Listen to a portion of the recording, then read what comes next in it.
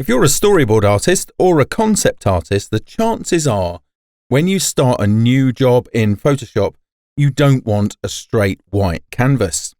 If you want to find a way to set up a template that you can use exactly the way you want it, you're in the right place, and that's here in the Work Smarter Not Harder dojo with me, Tony Harmer, aka the Design Ninja.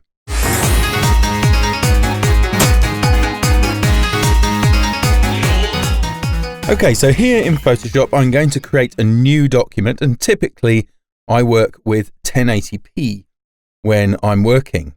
I'm then going to go ahead to the foreground color here, and in the HSB settings, I'm just going to set B to 50%, which gives me a mid-gray. Some people like it a shade darker, okay, by going to 40%. Some people like it a shade or two lighter by going to 60 or 70%. But for me, 50% works well because I can see the black lines that I draw with the pencil really clearly, and the white highlights that I create are also very, very clear. Once I've done that, I hold down the Option key on my Mac, that would be Alt on Windows, and hit Backspace to fill the background with that color. Next, I'm going to use some compositional guides. And to do that, I'm going to create a new guide layout. So here inside of the new guide layout, what you can do is set the number of columns to 3 and get rid of the gutter just there, just zero that out. And then also change the number of rows to 3 and no gutter there as well. Once you've got that, you've got a rule of thirds grid that works with any size document. And you can go to the preset menu at the top and save that as a preset. That means it can be quickly applied whenever you need to.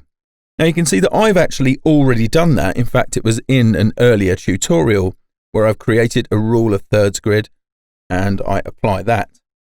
The next thing I like to do is add a couple of layers on here. So I'll just go ahead and add 2 more layers. So if I just click the new layer icon here, the one underneath, I call that BG.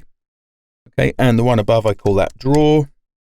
And then I'm pretty much ready to go.